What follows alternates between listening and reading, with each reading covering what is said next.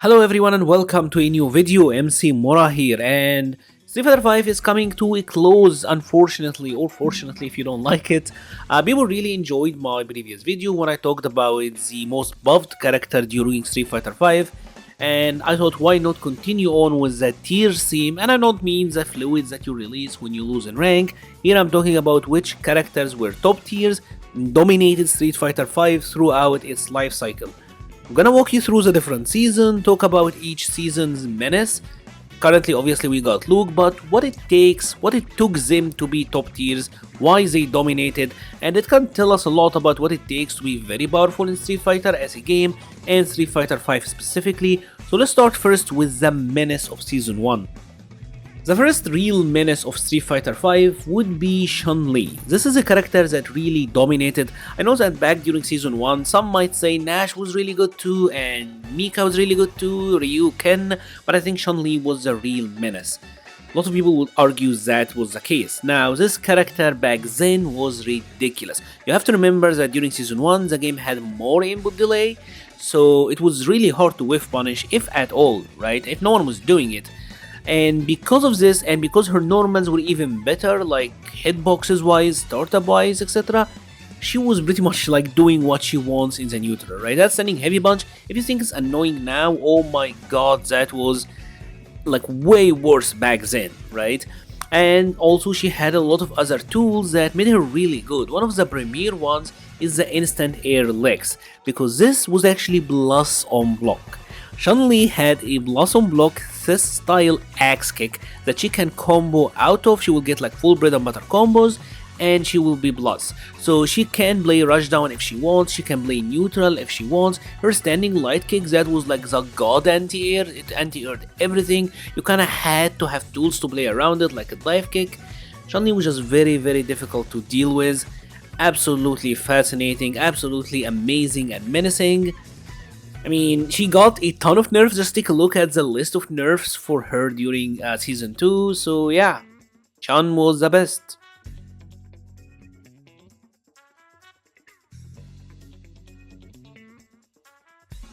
After Season 1, the game went through some major updates. They really revamped almost everything. A lot of the character got some significant nerfs. They changed how the meterless DB would act and everything. And we got Akuma. On release, Akuma wasn't that good, but then they did a mid-season patch where they buffed his HP and nerfed some of the characters that got mega buffed. And this resulted in what is my opinion, the best character in Season 2, which was Akuma. Akuma was very powerful back then. He had a lot of access to tools that he doesn't really use right now. He had like the red fireball activate, his forward heavy punch was blossom block, he had everything, he had ton of damage. But one thing about Akuma that was particularly cheap is his ability to use an EXDB and then V-trigger cancel.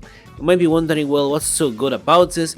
Well, back then it used to do a hard knockdown, and this hard knockdown meant that Akuma can go for a right-left mix-up with his aerial fireballs and demon flips, and that was just a powerful mix. Obviously, he also had like demon setups, tons of damage. He was one of the few characters who were able to whiff punish with his standing medium kick. He had everything and then some in a time where a lot of the characters got nerfed, and a lot of the other ones that were really good was, I will say, not as well-rounded as Akuma, but had amazing V-trigger. Akuma was the V-trigger monster and extremely well-rounded, doing a ton of damage and decent HP in comparison to the rest of the cast back then. Akuma was a beast.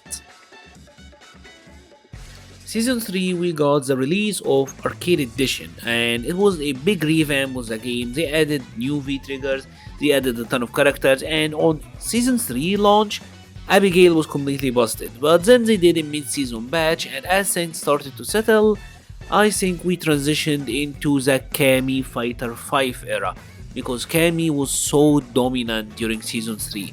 This character have been pretty good during 1 and 2 as well, but she always somewhat flew under the radar, and it wasn't until Season 3 where she became very common. A ton of tournament matches were just Cammy mirrors. She was everywhere. This is a character that resulted in the take the throw meme. Honestly, She was everywhere. A lot of people flocked to her. Players like NL did fantastic. Obviously, Cammy had the dive kicks. Her V-Trigger 1 was still among some of the very best in the game, with little to no answers. Her dive kicks in general was really good. The aerial approach, the footsies, the neutral. She had a ton of control over other characters. She was easy to play and very effective at what she's doing. She's doing a lot of damage as well, with a little bit more straightforward approach. So she was the easy pick, but also very good.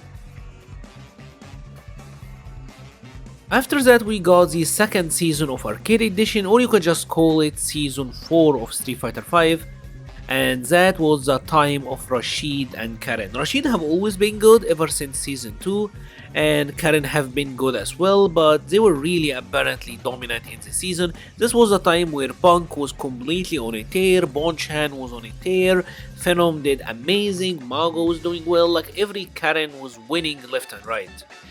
And this is because at that time Capcom tried to make Street Fighter V a lot more footsies based. They added more recovery on like really dominant attack, like crush counters. Moves in general have like extended hurt boxes. It was an effort of Capcom to make Street Fighter V more fundamentally sound. Yet despite this, at the time the game was still being played on PlayStation 4. Which character had the best neutral in the game when it comes to whiff punishing? Well, it was Karen. And that's what made her very powerful during that time, and obviously she had very good matchup short. It wasn't until later when Poison came out that we kinda had a strong character that can fight her while being really good. But anyways, during that time, base BS4, the focus on fundamentals, Karen dominated. Also obviously she had very powerful pressure, really high damage and stun output. Karen was very good at that time. Rashid obviously also have like his insane corner control. Rashid is good for the reasons that he have always been good. No matter how much they try to nerf him, it doesn't work. His kit just will make him top tier in the context of Street Fighter V. So this was a really interesting time. This is probably the last season that we got to play Street Fighter V in an offline setting. And after that we moved on to the online CBT era and online tournaments in general with the release of Champion Edition. 2021 marked the release of Street Fighter V Champion Edition, and this is where the season numbering gets a little bit weird, because some people say this is Season 5 and others say like no, there is Season V. So it's kind of all over the place, but I do think I'm just gonna call it Champion Edition season. And this is where they started giving characters V-Skill 2s, and this really changed the game. Some characters like Cody, Poison, they became substantially better with V-Skill 2, but they also gave us Thess. Yes, the boss character from Street Fighter 4 was back, only this time it was totally different, and Thess totally dominated that season. We didn't have a lot of offline events, unfortunately, because this was the time where COVID hit and we kinda transitioned more into an online environment, but that didn't stop Thess from dominating. If you have watched Street Fighter League, Thess was everywhere, simply because they had all the tools: amazing throw game, amazing pressure, the DB was very good, the stun distribution on Thess was like crazy, the throw game, the V-triggers, like the crouching medium kick Tatsu in V-trigger, and that was like 50% when they got V-trigger 1 on, and obviously the axe kick, because the axe kick, when you happen to block it standing, it's neutral, when you happen to block it crouching, it's plus, they get full combos either way. Just was an extremely overwhelming character that totally dominated that season. And finally, this gets us to Season V. It's the unplanned season, the one that Capcom did while we're waiting for Street Fighter 6. And for the longest time, this was actually great. I think the game was in a very good place, everyone was happy with it, and everything was fine up until Luke came out. And Luke obviously came out last year and he dominated the game. They nerfed him and he was still nerfed into the top 1 position. Lots of people would argue that Luke is obviously the best character in the game. There is like 10 Lukes in Capcom Cup right now, and I feel like I have talked enough in enough videos about how strong Luke is. You don't really need to hear me talk about it anymore. But this kinda shows us what it takes to be the best character in Street Fighter V. All of the characters that have really dominated are very well-rounded characters, neutral based, that are just very powerful at what they do. They move on from being good at everything to being amazing at everything, and that is usually what makes a top character in Street Fighter titles. If you have enjoyed this video, please leave a like or a comment, it helps the channel so much. We'll be leaving a link to the Patreon, Discord, Twitter and Twitch pages in the description. Thank you so much for watching and stay safe.